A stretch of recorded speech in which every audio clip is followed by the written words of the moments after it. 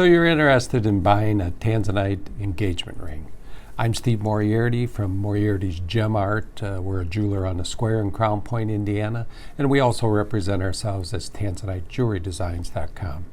So I'm going to try and explain to you what you should be looking for in Tanzanite and how to determine whether the Tanzanite is a quality stone. Tanzanite is generally graded by the 4 C's, just like a diamond is, which is color, cut, clarity, and carat weight. The first and most important factor probably is the color, because Tanzanite's kind of unique. It does a color shift in different lights, and you want to look at this factor and determine what the color is in multiple lighting sources. So when you have a stone, you want to go to the varying light sources. We've got a couple of the sources here. This would be a daylight equivalent fluorescent bulb. You can of course go to daylight if you have it available. And in this light, the stone should appear more blue. Let's get this bigger stone out, a little easier to see. So this light, it'll appear more blue. This is daylight. And then when you go to incandescent light, the stone will be more violet. This particular stone is strongly violet. It doesn't show in the video real well, but these are the situation you're going to try and see what the different colors of this stone can be. They will vary in all different types of lights, so you'd like to know that this stone is a beautiful stone in all lights, because your fiance or a future wife is going to have it on all day, and she's going to see this stone in every light. So it's important that you take the time to look at different lighting sources and determine just what the colors are, not what they are, but that they're pleasing colors. In general, the depth of color is how the value of Tanzanite is determined. Deeper the color, in general, it's better. They on occasion are too dark, but that's a rare case. So you want to be looking for a deeper color if you're looking for the finest of Tanzanite. Next would be the cut. And cut is extremely important. Just because so many stones are so poorly cut. We are cutters and we stress the quality of the cutting just because it makes a huge difference in just how that stone looks. The issues that you're going to have with Tanzanite are stones that are cut too shallow is one of the main factors that's a problem. You know, this picture kind of represents a stone that's cut somewhat correctly, and this stone is cut too shallow. So the effects of this, when you have a stone that's cut this shallow, when you look down through the stone, you see right through the stone. This is called a window, and it's so common in Tanzanite.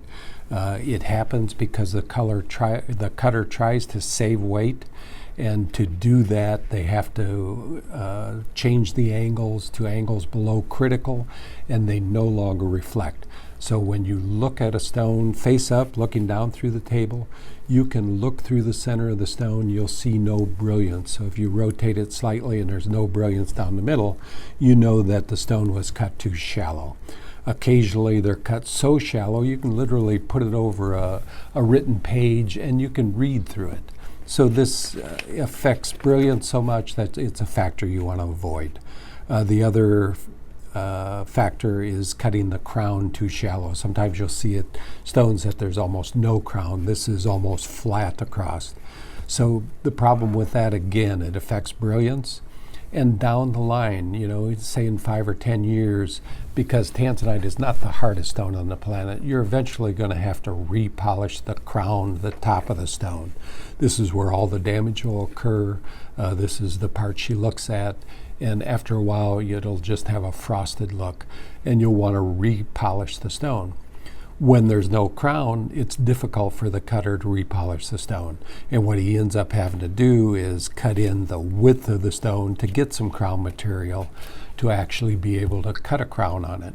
So you end up, maybe the stone doesn't fit back in the mounting, but you'll end up a smaller stone. So if you buy a stone that's cut correctly to start with, repolishing is not an issue. You'll lose very little weight. of the stone, and you'll lose no diameter on the stone. You could cut it 3 or 4 times and not have a problem. The other factors with cut are the quality of the polish.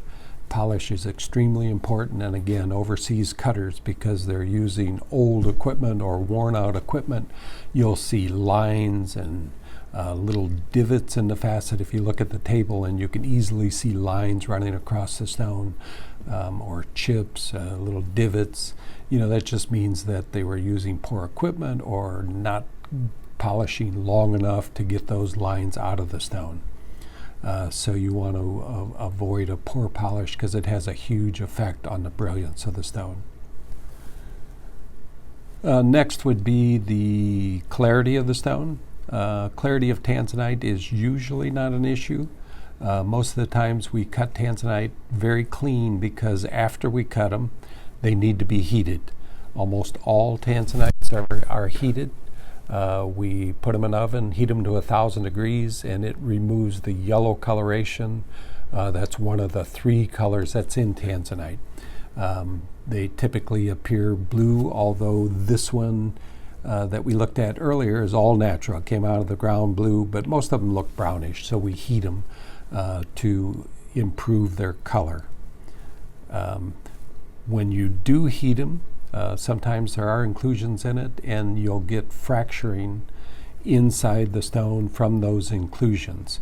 So that's one characteristic you want to look out for, and I'll try and show you how to do that with a tool that's always handy to you, and that's your iPhone or phone. So while most Tanzanites are flawless, or at least eye clean, and eye clean is mostly what you should be looking for, one way to identify inclusions in a stone and to see if there is any major fractures, because sometimes it's hard to see the inclusions in a stone just looking at it normally. But using your cell phone, if you just take the flashlight that's available to you, if you shine the light from the side of the stone, it'll just light up the interior. And any inclusions, particular fractures caused by heat, they're going to show up as reflecting. They're going to reflect light dramatically, and you'll easily see it. So if you just rotate the stone and look closely at it, you don't have to reject a stone just because of a few minor inclusions. You may see needles in them or a little crystal, but when you see a major fracture in it, something that reflects, these are things that in strong light like this you're going to easily see. So when you get out in daylight, these fractures will show up visibly. So finally, it's carat weight. Carat weight in Tanzanite varies a little bit from diamond. Example here would be this stone. This is a 1 carat stone. It measures 6 millimeter, whereas a diamond can measure 6.5 millimeter for the same carat weight. So generally, Tanzanite is a little heavier for a given size. So if you're looking for a particular look, don't necessarily look at carat weight, look more at the millimeter size of the stone. You might want to think about buying a little bigger stone than you might have thought about in a diamond, just because with the color gets better the bigger the stone. It's like water. The deeper you look into the stone, the deeper the color, and Tanzanite larger sizes will generally have a deeper, richer color. So you might want to be thinking about 1.5 carat to 3 carat or even bigger. So to give you a price comparison for Tanzanite, if you were looking at a 1 carat diamond currently, you'd be looking at $4,000 to $7,000. You could buy a 3 carat Tanzanite for under $2,500. So it makes it affordable to buy a little bigger stone. And when it comes down to the Tanzanite running out, which it will probably during your married life, there will be no more Tanzanite mined, and you could find that Tanzanite is much more valuable than a diamond. So hopefully this information will be helpful in your search for Tanzanite. So if you get a chance, stop by and see us at Moriarty's Gem Art on the Square in Crown Point, Indiana, or shop us online at TanzaniteJewelryDesigns.com. We are cutters. I do travel to Tanzania, and on our website we have full pictures and videos of the stones that we try and make it as accurate as possible. And we've also initiated a new grading system that gives you a overall quality grade from 1 to 1,000, which takes in all the factors that we've just discussed. Thanks so much for watching, and I'm Steve Moriarty from TanzaniteJewelryDesigns.com.